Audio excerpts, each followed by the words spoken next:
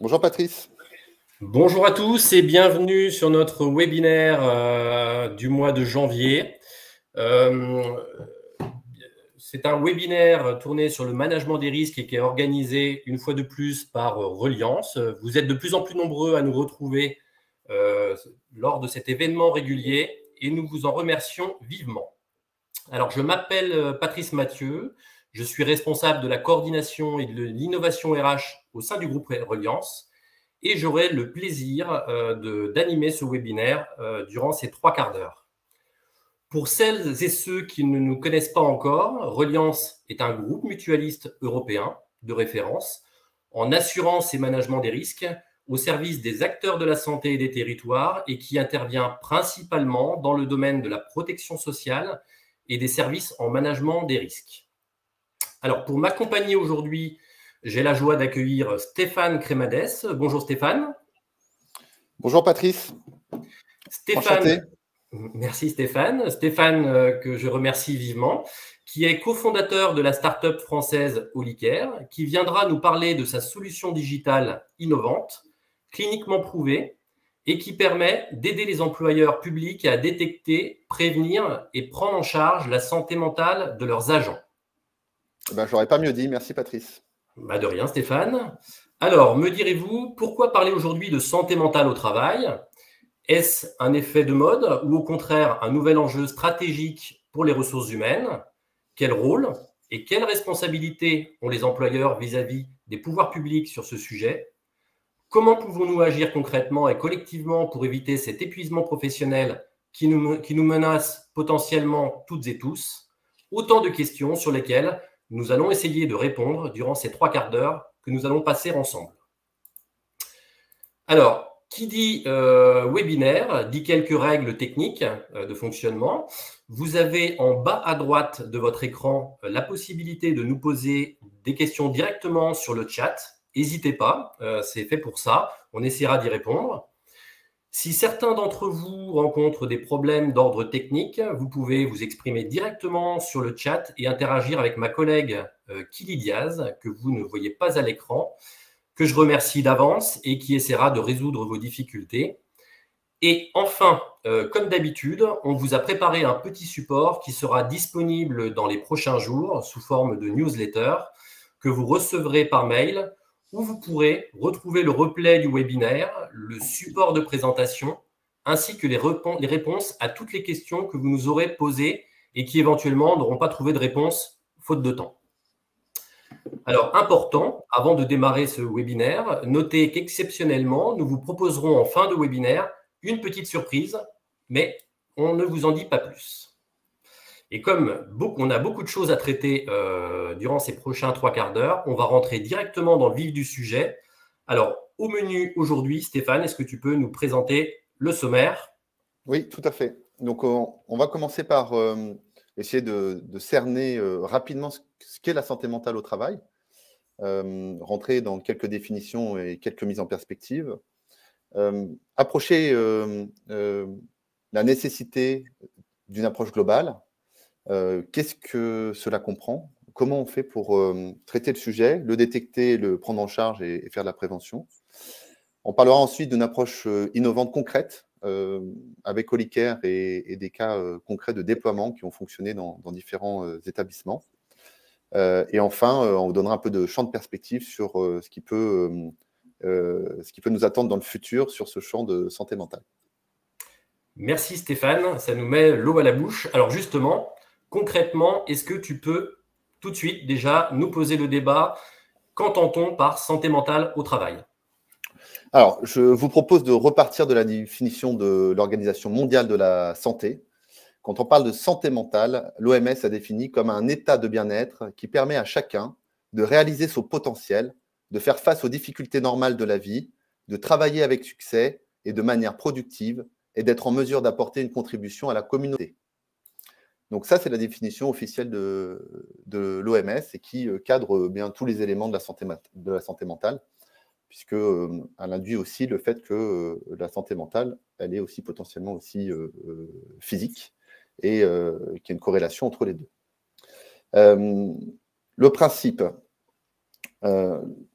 c'est important de repartir sur la capacité d'une personne d'avoir un fonctionnement harmonieux, agréable et efficace au travail.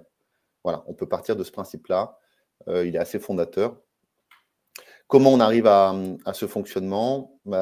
C'est souvent, les experts en attestent régulièrement, sur le maintien de l'équilibre entre une exposition aux contraintes d'un côté et la capacité à mobiliser des ressources de l'autre. Et c'est ce maintien de l'équilibre entre les deux qui permet d'avoir un fonctionnement harmonieux, agréable et efficace. Donc, si on veut agir sur cet équilibre, soit on diminue l'exposition aux contraintes, soit on va alimenter la capacité de nos ressources à disposition. Il y a des influences, évidemment, sur ce fonctionnement. Les composantes, notamment associées à l'organisation du travail, les caractéristiques individuelles. On n'est pas tous égaux face à du stress, de l'anxiété, par exemple. Et l'environnement social, qui sont des influences fortes sur ce fonctionnement. Enfin, le symptôme, l'épuisement professionnel, c'est un symptôme qui est devenu emblématique. Hein. On en parle maintenant très souvent. On verra ensuite que c'est devenu un sujet sociétal qui a été révélé notamment par la pandémie. C'est une atteinte durable et profonde à la santé mentale au travail. Donc, on définira aussi ce qu'est une atteinte durable et profonde.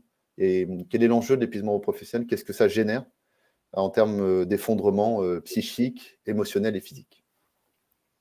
Voilà, Patrice. Merci. Je vous propose tout de suite, d'ailleurs, un petit sondage. Vous allez retrouver en bas à droite de votre écran un petit icône avec un camembert et une petite part de pizza qui s'en détache. C'est l'onglet sondage. Je vous invite à aller sur cet onglet sondage et répondre à cette première question qui est: quelle est selon vous la première cause d'absentéisme pour arrêt et maladie de longue durée? Je vous laisse quelques secondes pour y répondre. Alors, petite précision, en 2022, hein, donc les derniers chiffres en date. D'autant plus, Patrice, que ça a changé depuis très récemment. Donc, on peut peut-être donner la réponse. C'était avant les troubles musculo-squelettiques, ce qu'on dit, ce sont les TMS, qui étaient la première cause d'absentéisme pour arrêt maladie longue durée. C'est malheureusement maintenant les troubles psychologiques et les burn-out qui sont la cause d'absentéisme pour arrêt maladie longue durée qui sont les plus souvent répertoriés. Peut-être deuxième petite question. Deuxième petite question. Alors, juste une petite précision, hein, c'est 28% pour les troubles psychologiques et burn-out, 16% pour les TMS. Un arrêt maladie de longue durée, c'est plus de 30 jours. Donc, vous avez répondu dans la grande majorité, troubles psychologiques et burn-out pour 69% d'entre vous. Alors, la deuxième question que vous trouverez en numéro 3 dans la partie sondage, c'est quel pourcentage d'agents en burn-out ont montré un signe avant-coureur dans les 2 ans avant leur arrêt? Voilà, quel pourcentage d'agents en burn-out ont montré un signe avant-coureur, donc ce qu'on appelle des signaux faibles dans les 2 ans avant leur arrêt long. Hein. Donc, c'est un élément très important puisque la réponse est 84%.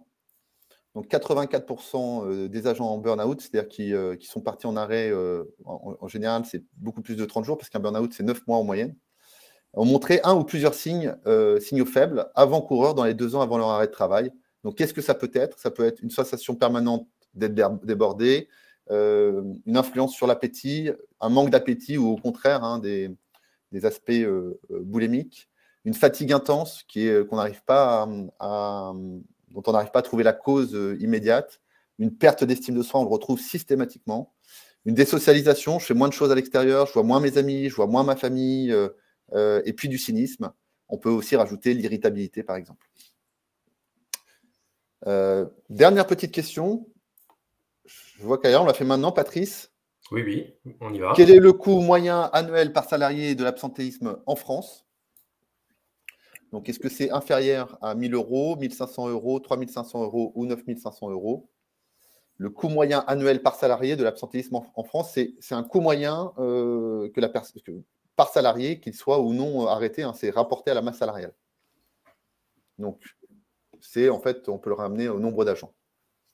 Donc, je vous laisse encore quelques petites secondes. Je vois que je n'ai pas la slide de réponse. Ah si, elle est là. 64% d'entre vous ont répondu 3 500 € par salarié. Donc, on a un public averti. Le coût moyen annuel de l'absentéisme en France est bien évalué à 3 500 € par an. C'est un coût total pour la France de 7 milliards d'euros. Donc, voilà, c'est un chiffre qu'on peut traiter, qu'on peut aborder. On le verra ensuite ensemble. Juste avant, la santé mentale au travail, quand je vous disais, c'est un sujet sociétal qui a été révélé par la pandémie. Il était latent. Je souligne ce point-là, c'est qu'on ne découvre pas tout de suite, d'un coup, qu'une partie de la population ne va pas bien. C'était latent, mais ça a été révélé par la pandémie. Il y a 2,5 millions des collaborateurs qui sont en état de burn-out sévère. Sévère, ça veut dire vraiment arrêt maladie long. Et 34 et 44% de la population des collaborateurs, donc 34% des collaborateurs et 44% des responsables d'équipe sont en détresse psychologique. Donc, c'est un sujet qui, on a tous, je crois, malheureusement, quelqu'un dans notre entourage proche ou plus lointain qui, à un moment donné, subit ce type de situation. Et donc, c'est concret, les chiffres sont là pour attester du positionnement de la santé mentale aujourd'hui en France. Ça touche tous les secteurs, privés et publics, évidemment, qu'il n'y a pas de segmentation. Juste pour le coût, sachez que la répartition du coût qu'on a évoqué, c'est une répartition entre les coûts directs. Les coûts directs, c'est le maintien de salaire pour l'organisation, c'est les coûts de gestion de l'absence, répartition sur l'équipe, etc. Il y a des coûts indirects, notamment sur le fait d'avoir recours à de l'intérim, de répartir la charge de travail, qui est quelqu'un qui en subisse les conséquences aussi et que ça régénère du coût. Puis il y a un coût assurantiel. On a aussi précisé l'impact sur la mission de service public. On peut imaginer que cet absentéisme long, ça vient baisser la performance du service public, baisse de la qualité du service rendu, et un désengagement des agents, évidemment, puisque les signes avant-coureurs du burn-out, c'est aussi un désengagement. Des managers qui sont souvent démunis face à ces situations-là. Comment gérer une personne qui ne va pas bien avant qu'elle parte en arrêt maladie, puis le jour où elle est en arrêt maladie, comment je répartis la charge? Est-ce que je dois la remplacer, pas la remplacer? C'est très compliqué. Le turnover que ça induit, la dégradation de l'image de la collectivité et le non-respect des obligations réglementaires. Patrice? Merci Stéphane. Donc, une petite précision, hein. Tous ces chiffres-là sont des chiffres qui sont publiés dans des études qui ont pignon sur rue. Hein. Vous voyez un petit peu les références en bas des slides. Elles vont toutes dans le même sens. Donc, au-delà des chiffres, hein, qui est important de connaître, c'est surtout une tendance de fond et une évolution sociétale et dans les entreprises et dans les collectivités locales. On va vers ce type d'absence au travail. Et donc, il faut absolument, quelque part, mettre en place des dispositifs adaptés pour les prochaines années, et notamment pour accueillir les jeunes qui arrivent sur le marché de l'emploi, qui eux aussi peuvent avoir des difficultés. Alors, si on avance un petit peu plus c'est un rappel, hein, bien évidemment, on voit aussi que très bien, on a un constat d'évolution, mais il faut se rappeler que chaque employeur a une obligation légale, hein, ce qui est normal. Et dans l'article L 4121 du Code du travail, qui est adressé à la fois au secteur privé et public, l'employeur doit prendre toutes les mesures nécessaires pour assurer la sécurité, protéger la santé physique, mais également la santé mentale au travail de ses collaborateurs. Donc, vous connaissez bien, hein, cette obligation, mais c'est important de le rappeler parce que souvent, on met dans le débat la sécurité, mais on oublie de parler de la santé mentale de ses collaborateurs. Et donc, ça peut prendre toutes les actions classiques, actions de prévention sur les risques professionnels, actions d'information, actions de formation, mise en place d'une organisation et de moyens adaptés.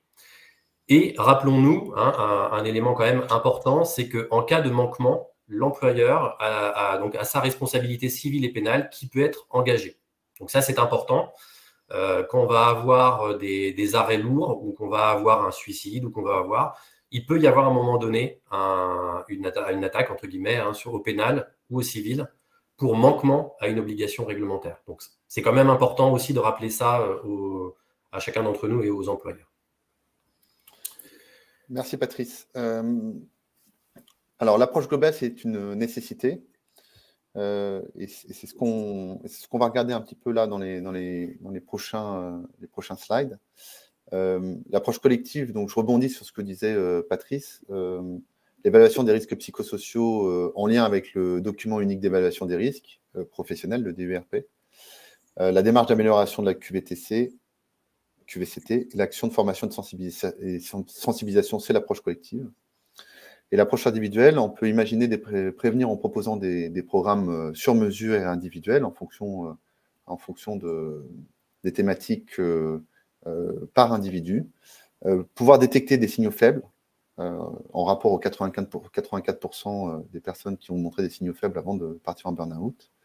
Et agir en proposant une prise en charge individuelle adaptée quand on est avancé vers le burn-out ou qu'on y est. Alors, c'est important, Stéphane, ce que tu précises, je me permets. Oui. L'approche, elle est vraiment globale aujourd'hui pour être efficace. Il faut à la fois intervenir sur le collectif de travail, puisqu'en fait, ce n'est pas l'individu qui est malade, lui, c'est une conséquence, mais c'est le travail en fait qui est malade, d'où la nécessité d'avoir un niveau d'approche collective organisationnelle, si on veut bien dire, à l'échelle de l'employeur. Mais il y a aussi une chose importante et qu'on oublie, c'est la responsabilité individuelle de tout à chacun des agents, aussi de contribuer à sa propre santé psychologique. Et c'est là où chacun peut être acteur aussi dans une certaine mesure de sa propre santé psychologique. Donc on a vraiment deux acteurs différents qui ont des responsabilités conjointes. Voilà.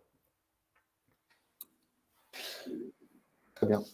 Les bénéfices pour tous, Patrice, sur les organisations publiques, on peut imaginer que la nécessité d'une approche globale, ça permet derrière de valoriser son capital humain, de maintenir sa performance et sa rentabilité ou de l'augmenter, de respecter ses obligations légales. Pour les agents, ça permet de préserver la santé, de prendre soin de soi, de développer ses compétences notamment. On va passer à un exemple d'approche concrète, innovante et personnalisable, avec Holycare, dont je suis le représentant aujourd'hui. Holycare, c'est l'histoire d'un DRH, d'un entrepreneur et d'un médecin. Donc, moi, je suis l'entrepreneur. Le DRH, c'est Benoît Le Bourneau. En 2019, quand on commence à parler, on a été touché personnellement par des personnes dans notre entourage qui ont subi des burn-out. Et c'est toujours très violent, je trouve. C'est un choc, puisque parfois, on n'a pas eu les outils de détection qui permettent d'imaginer qu'il y avait des signaux faibles. Et d'un coup, quelqu'un s'effondre psychiquement, physiquement, émotionnellement. Donc, on a entamé cette conversation. Benoît Le Bourneau était en 2019, au moment où on commence cette conversation, DRH de Pfizer France. Donc, il a commencé à nourrir la réflexion par son prisme de l'industrie pharmaceutique, et puis parce qu'il avait 1500 personnes dans son organisation. Très rapidement, le docteur Philippe Souchois, qui est le directeur médical du 3e groupe hospitalier français, le groupe Vivalto Santé, est venu apporter la composante métier. Tout simplement parce que quand on parle du burn-out, il faut avoir une vision DRH, il faut avoir une vision médicale et scientifique. Si on apporte un peu de technologie dans tout ça, on arrive à un outil qu'on va vous présenter ensuite, qui est un outil qui est facilement déployable et simple d'utilisation. On s'est entouré d'un conseil scientifique présidé par le docteur Philippe Souchois. Donc, dans ce conseil scientifique, nous avons un médecin psychiatre spécialiste du burn-out et des addictions.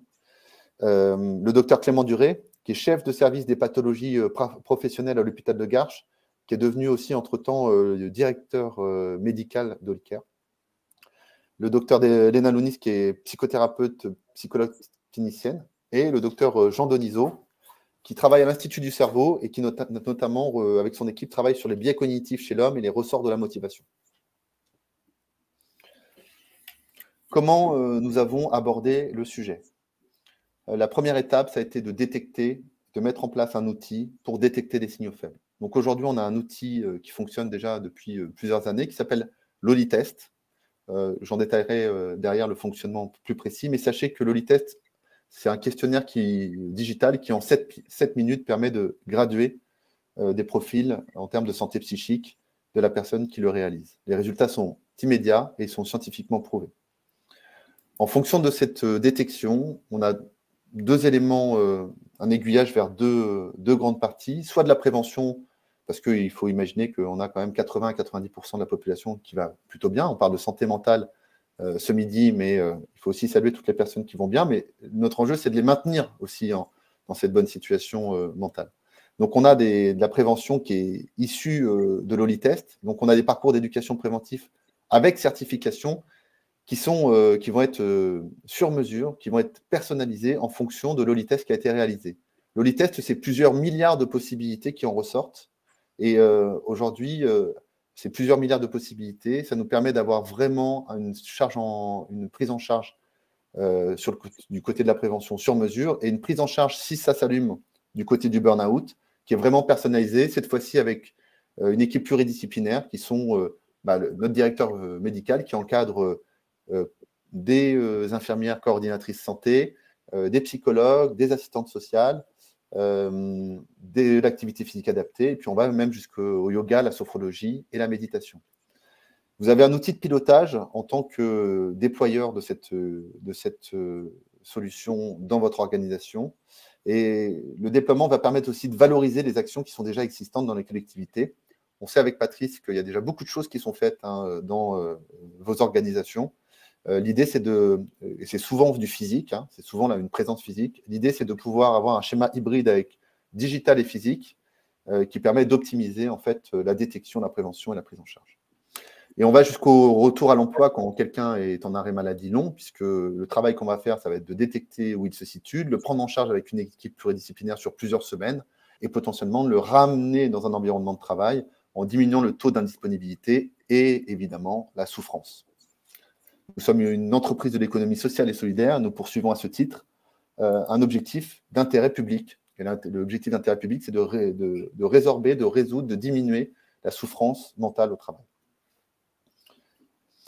Détecter des signaux faibles, c'est un vrai enjeu. Et aujourd'hui, à notre connaissance, on est le seul outil cliniquement prouvé qui permet de le faire à 95%. Alors, petite nouvelle, on est monté à 97% très récemment en améliorant encore notre outil. C'est-à-dire que quelqu'un qui passe 7 minutes à remplir son OLI-Test, dans 97% des cas, il va arriver sur un prédiagnostic qui va être fiable. Et ce diagnostic qui va lui permettre de se situer en termes de santé psychique. 64 questions, 7 minutes. Les 12 points évalués sont les suivants. Stress, anxiété, dépression. Les trois éléments de l'épuisement que sont l'épuisement personnel, relationnel et professionnel. Et puis après, on va aller plutôt dans les ressources. Je reviens un peu au début de la présentation où on parlait des contraintes et des ressources. Et l'important est de nourrir aussi les ressources. Et les ressources, ça peut être l'estime de soi, le sens au travail, la satisfaction au travail, la capacité à nourrir des projets, le soutien de l'entourage et globalement la satisfaction générale de vie. Stéphane, quand tu nous parles d'efficacité à 95%, est-ce que tu peux nous en dire davantage, s'il te plaît ? Oui. Alors on est encadré par un conseil scientifique qui a mené une première étude clinique auprès de plus de 100 patients, auprès de psychologues, notamment à l'hôpital et psychologues en ville, qui avaient pour mission de corréler le prédiagnostic de l'OLI-Test avec leur diagnostic clinique. D'accord. Voilà. Donc, on a un OLI-Test qui est fondé sur des questionnaires qui sont validés à un niveau international, académique, qui sont ce que je vous ai cité tout à l'heure, les stress, anxiété, sentiment dépressif et les 3 composantes de l'épuisement. Et là-dessus, on a construit, avec le conseil scientifique, un outil qui permet vraiment de cadrer en fait, et de personnaliser soit la prévention, soit la prise en charge.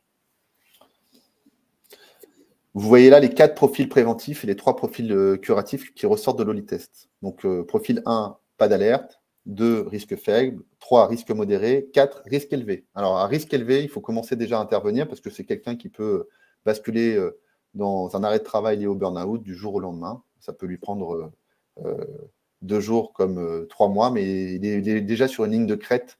Il a déjà épuisé, il y a une érosion de sa santé psychique qui s'est fait sentir au cours des derniers mois et il est vraiment au bord.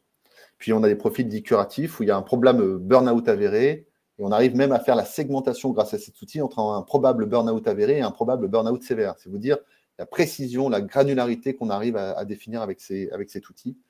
Et 7, probable dépression, puisqu'on arrive aussi à déterminer et à évaluer les sentiments dépressifs. Donc, bien évidemment, hein, cet outil est un outil déployé en concertation avec des acteurs internes, que sont les médecins du travail, les psychologues, les assistantes sociales, et tout ça dans une cohérence globale, hein. Je le précise parce que c'est important. C'est une aide, et on s'est aperçu dans le cadre de nos déploiements que pour un certain nombre d'agents, en fait, c'était paradoxalement plus facile de se confier derrière un écran digital qui n'était pas intrusif. Et donc, du coup, il y a un certain nombre d'agents qui préfèrent peut-être avoir un rendez-vous avec une personne physique, mais un grand nombre aussi, et ça, c'est peut-être l'évolution de la société, hein, on se confie plus facilement derrière un écran impersonnel, dans le respect des confidentialités, tu vas nous en parler, mais ça peut apporter aussi une dimension de confidentialité aussi derrière un écran d'ordinateur.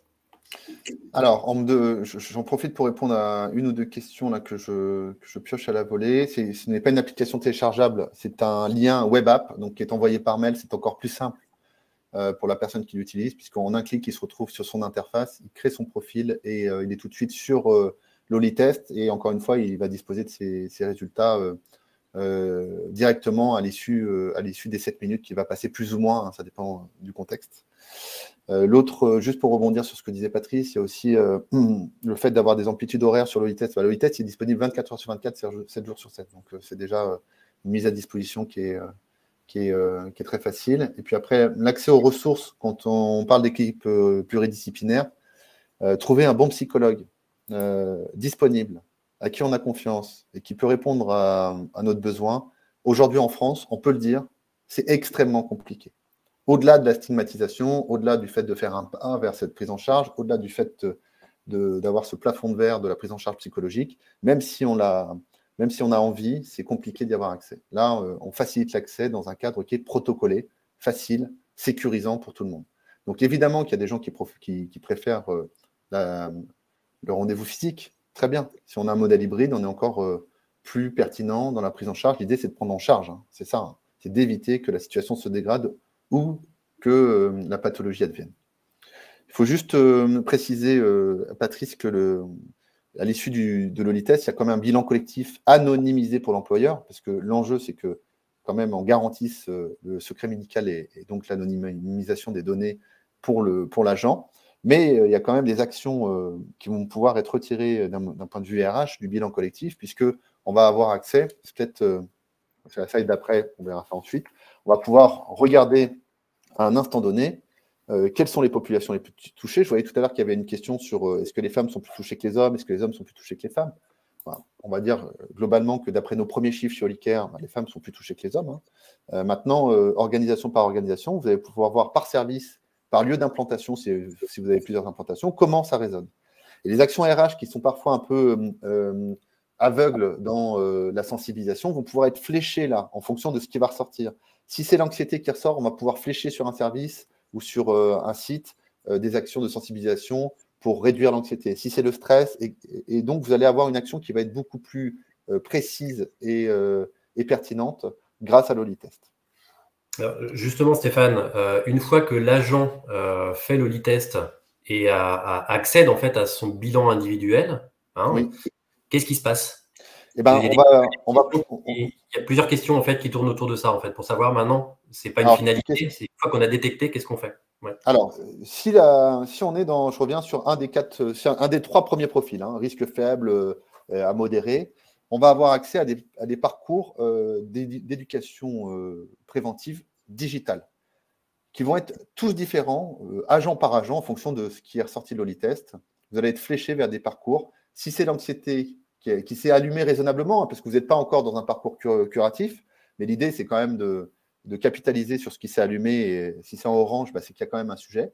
Vous allez pouvoir suivre un programme d'éducation préventive en vidéo qui va vous expliquer comment reconnaître les signes de l'anxiété, quels sont les outils que j'ai à ma disposition, comment je m'en sers, et avoir une quatrième vidéo qui va reprendre la synthèse globale et vous amener vers une certification qui est un quiz de questions. Et une fois que vous avez passé ce quiz de questions, on peut dire que vous êtes certifié. Vous le voyez là à droite. On va jusqu'à la certification thématique par thématique des agents. Ça permet aussi à l'organisation de voir globalement, sur le champ des risques psychosociaux, comment l'organisation s'auto-forme à ces enjeux-là. Tout au long de l'année. Pardon. Non, non, très bien. Petite question, je pensais que tu avais fini. C'est pour les profils qui vont pas trop mal, qui vont bien. Bien. Et quel type de retour, c'est une question qui est posée par une personne, par Marie Pourny, quel type de retour obtient la personne qui passe l'OLI-test, notamment pour les personnes en situation de burn-out avéré, sévère ou de dépression?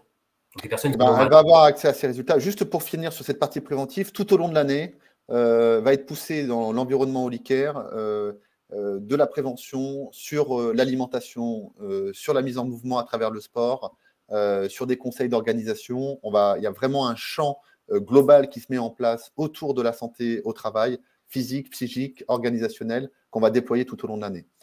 Si ça va moins bien, la personne va récupérer tout de suite ses résultats, elle va se retrouver soit en risque élevé, burn-out avéré, sévère ou dépression, et tout de suite, il y a une proposition de rendez-vous en téléconsultation qui est proposée par notre coordinatrice santé. Donc, il y a une prise en main immédiate, et je dirais que c'est toute la force de l'outil, c'est qu'on va vers les gens. Et on ne dit pas, on a un service à disposition, on n'est pas le Netflix de la santé mentale. On n'est pas sur un modèle à disposition. On va chercher les gens qui ne vont pas bien pour les prendre par la main et les accompagner. Et ça nous donne des résultats significatifs. Derrière, quand on parle d'accompagnement, pour répondre à la question que tu viens de poser, Patrice, l'accompagnement chez Holicare, il va de 3 à 9 mois.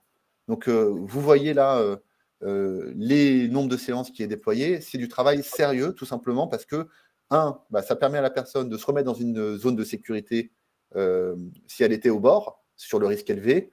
Sinon, c'est de réduire le temps d'indisponibilité si elle est en arrêt de travail parce qu'elle n'a pas les clés. Il y a souvent une prise de conscience qui est compliquée à faire sur ce qui nous arrive quand on est en burn-out. Et puis, une fois qu'on a pris conscience, mais quelle est la stratégie à prendre?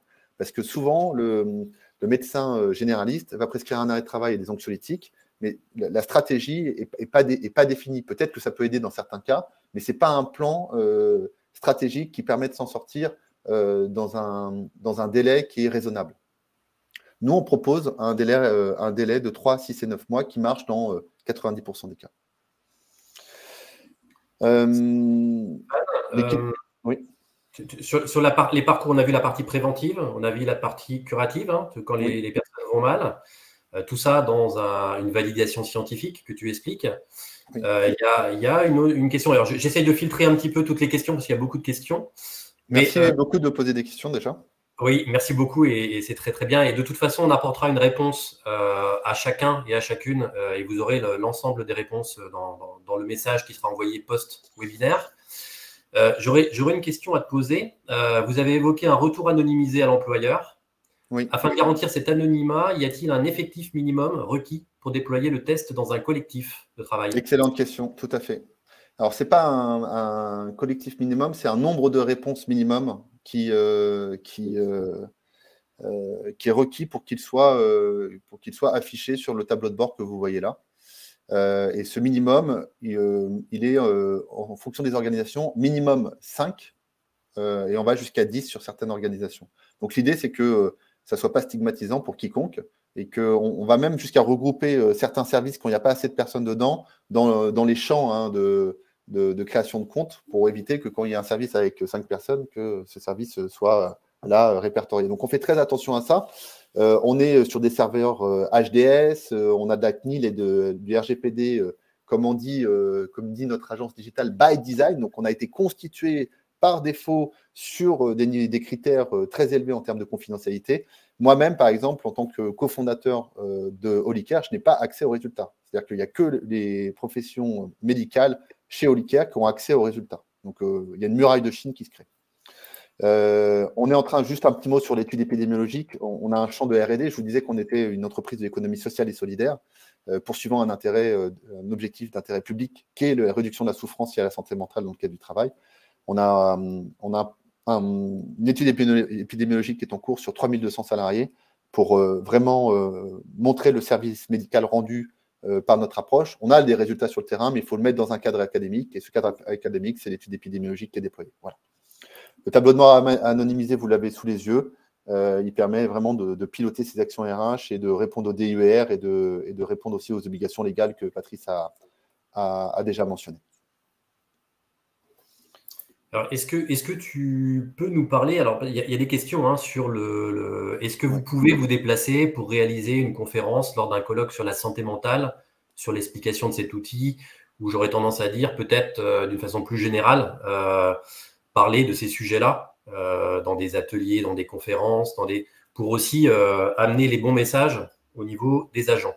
Est-ce que ça, c'est des choses qu'on prévoit et donc du coup peut-être nous parler comment se déploie ce type de projet dans une structure? La réponse est oui, évidemment que c'est le sens de Holycare, c'est d'aller faire aussi de l'évangélisation. Juste un petit exemple de déploiement très rapide, hein, le dernier déploiement qu'on a fait là. Donc, comment ça fonctionne? On organise le déploiement avec un rendez-vous avec le DRH et le service communication. Si c'est le DRH qui fait la com, juste avec le DRH. On engage en fait les relais internes ensuite avec rendez-vous avec le CSE. Et puis là, il y avait un copil RPS, réunion avec les responsables d'équipe. Donc, on explique le bien fondé de la démarche, quels sont les bénéfices attendus et comment ça fonctionne. L'organisation ensuite, en 3, annonce le service aux collaborateurs.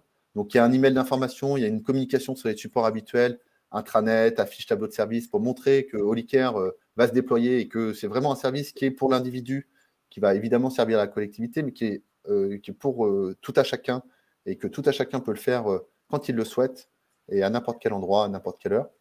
Et ensuite, on vient présenter, donc ça répond aussi à ta question, Patrice, on vient présenter, parce qu'on a une solution digitale, mais on veut vraiment montrer que derrière, il y a de l'humain, et que c'est l'humain qui prime dans notre démarche, puisque notre solution digitale est là pour servir l'humain. Donc voilà. Le partage, bon, je vais aller vite là-dessus parce que s'il y a des questions, ce serait bien qu'il y ait des questions, mais voilà, au bout de des toutes premières semaines, on était déjà à 30% de participation, sachant qu'on tend vers les 40 à 50% au fur et à mesure de l'année qui passe. Et on traite déjà, donc là, ça a beaucoup de sens parce que c'est des soignants en l'occurrence. Donc il y a des soignants qui sont déjà traités dans nos parcours là au moment où on parle. Les retours sont très très forts hein, auprès des équipes. On nous dit qu'on a l'impression qu'on s'occupe de nous, d'être dans un cocon. On nous parle des fois de changement de vie potentiel. Donc on parle d'ange gardien. Donc on sait pourquoi on se lève le matin, même quand on se lève très tôt pour aller dans des organisations qui sont sur des équipes de nuit. On sait pourquoi on y va parce qu'on est vraiment dans le sens. Alors, juste avant les questions, peut-être, Patrice, Oui. vous avez un QR code, là, on a voulu vraiment vous le mettre à disposition en exclusivité là, pour Reliance. Ce QR code ou le lien vous amène sur un Holy Test que vous pourrez faire là tout de suite si vous le souhaitez, en flashant ce QR. Voilà, c'est gratuit, profitez-en si vous voulez faire le test pour vous, ça vous donnera une idée de où vous en êtes et comment fonctionne le Holy Test. Voilà. Alors, ce qu'on peut peut-être faire, Stéphane, merci, c'est prendre quelques minutes. Hein. C'est vrai qu'on est sur un format assez court. Hein. C'est des sujets où on pourrait parler beaucoup plus longuement. Il y a beaucoup de questions. On va prendre quelques minutes pour répondre plus précisément à certaines questions. Alors, est-ce que concrètement, alors je pense qu'il y a des questions auxquelles on a déjà apporté des réponses. Concrètement, chaque agent fait l'usage qu'il souhaite suite au résultat du test. Oui. Est-ce qu'il peut ou non donner suite? Est-ce qu'il reste, traduit un peu différemment, maître du jeu à tout moment? Il peut arrêter, il peut faire ce qu'il veut et que les données sont confidentielles. Voilà. Alors, ça a vraiment été pensé comme ça. Je vais même aller plus loin que ça. C'est que s'il souhaite faire son Holy Test, imprimer ses résultats et en parler avec son médecin généraliste, c'est fait pour ça aussi. Donc, s'il ne veut pas aller plus loin dans la prise en charge, c'est sa liberté la plus profonde qui soit. Donc, pas de sujet. Le Holy Test est disponible tout au long de l'année, n'importe quand. Donc, généralement, on en fait un au début. Puis nous, on va inciter l'organisation à se retester 6 mois après, parce que ce qui est intéressant aussi, c'est de regarder aussi comment ça évolue. Et puis, c'est pas si vous avez un petit coup de mou à un moment donné de l'année, on a passé je ne sais plus comment ça s'appelle, là, le lundi, le pire de l'année, il y a 2 semaines. Le mois de janvier est souvent un peu compliqué. À ce moment-là, c'est bien aussi de faire un point sur pourquoi ça ne va pas, qu'est-ce qui s'allume dans le Holy Test. Et vraiment, notre service est à disposition tout au long de l'année. On n'est pas là pour juste arriver sur un momentum. justement, le momentum, on veut qu'il rentre dans l'OITest, donc on se déploie 365 jours sur 365. On a également plusieurs questions sur l'approche qui est centrée individu, bien évidemment, confère ce qu'on disait tout à l'heure. Il y a deux volets. Il y a le volet organisation et le volet individu. Là, on a beaucoup axé sur le côté individu. Bien évidemment, c'est le malade, c'est le travail qui est malade, et donc le travail doit être fait au niveau organisationnel. Et les données qui vont être collectées de manière anonyme, comme le disait Stéphane, vont être analysées avec la collectivité, avec les acteurs d'une façon anonyme, avec les acteurs de la collectivité et des consultants chez nous, pour pouvoir préconiser des actions cette fois collectives. Et là, on vous a donné en début de présentation quelques actions correctives, mais il faudrait carrément faire un webinaire pour traiter effectivement tout l'aspect organisation qui est fondamental. Donc, on a, via la solution Olicaire, on va dire un thermomètre collectif et individuel qui permet de savoir à quel endroit se situent des souffrances individuelles, souffrances collectives. Et on a la possibilité, avec cette matière, de pouvoir se réunir et analyser ces données pour pouvoir définir et suivre la pertinence d'actions collectives. Je vous donne un exemple type. On met en place, par exemple, une ligne d'écoute, action qui pourrait être déployée dans toute la collectivité. La plateforme Olicaire va permettre de mesurer la réalité vécue par les agents sur l'efficacité en fait, du dispositif. Et on va pouvoir piloter, on va dire, actions individuelles et collectives. Voilà. On vous reprécisera un petit peu parce que je pense que c'est important de préciser ce côté équilibré entre le collectif et l'individuel. Tout à fait. Je vois qu'il y a beaucoup de questions. Déjà, oui. Je vous prie de nous excuser. On ne pourra pas répondre à toutes là sur le temps qui nous est imparti. On essaie de prendre celles qui arrivent dans le flux devant nos yeux, parce qu'il y en a plein qu'on ne voit pas. Est-ce qu'on en a une dernière, peut-être, Patrice, pour respecter le timing ? Oui, question pareille, très intéressante, comme toutes les autres. Cet outil fait-il bien la différence entre les problèmes liés au travail et mal-être liés à des situations personnelles? La frontière, Stéphane, entre les deux sujets. Alors, oui, c'est un sujet qui est… Il faudrait que le docteur Duré prenne la parole, là, puisque c'est un sujet médical. L'outil, il va travailler sur les symptômes et les conséquences. C'est-à-dire que c'est souvent un mélange de tout ça. C'est ça que je peux vous dire. C'est que c'est jamais aussi clair qu'il n'y a pas de segmentation. Voilà. Le privé, le professionnel, c'est ce qui fait aussi la bonne ou la mauvaise santé mentale au global. Et c'est peut-être un petit peu à gauche, un petit peu à droite, et c'est une répartition entre tout ça qui va ressortir à l'OITest. Après, on va pouvoir le travailler, nous, sur la prise en charge. C'est ça, ce que je peux vous dire, c'est qu'on va pouvoir faire la répartition entre ce qui relève du professionnel et du personnel, mais c'est souvent très mêlé, et le travail est souvent aussi un révélateur. Donc, c'est vrai que les organisations peuvent parfois nous dire, mais je ne comprends pas, c'est peut-être des sujets personnels. C'est jamais que des sujets personnels, c'est aussi des sujets de travail, mais ce qui est sûr, c'est que la conséquence, elle est aussi au travail. Donc, évidemment que la conséquence qui est au travail, il faut qu'elle soit aussi traitée dans le cadre du travail. Merci. On parle de conséquences et arrêt de travail. Merci beaucoup. Voilà. Merci Stéphane. J'espère qu'on a répondu, en tout cas en 3 quarts d'heure, sur un format court, à un certain nombre de vos questions et de vos interrogations. Bien sûr, il y a d'autres questions qui sont arrivées tout au long du webinaire où on n'a pas pu vous répondre en direct. On le fera de toute façon dans le mail que vous allez recevoir dans les prochains jours. Donc, pour rappel, vous allez recevoir une newsletter avec le replay du webinaire, le support de présentation et pour celles et ceux qui le souhaitent, un accès gratuit pour évaluer votre santé mentale pour ceux qui le souhaitent et accéder à votre bilan individuel. Merci encore à toutes et tous pour votre écoute et pour votre confiance, puisque vous êtes de plus en plus nombreux à participer à nos webinaires thématiques. Stéphane, tu voulais ajouter quelque chose ? Moi, je veux juste remercier. Vous étiez plus de 210 à suivre ce séminaire. On parle de santé mentale et voilà, c'est un enjeu collectif, et plus on partage et et plus on est heureux de pouvoir aborder ces sujets. Donc, merci beaucoup d'avoir été là. Merci beaucoup d'avoir été aussi nombreux à poser des questions. Ça montre aussi l'intérêt qu'il y a.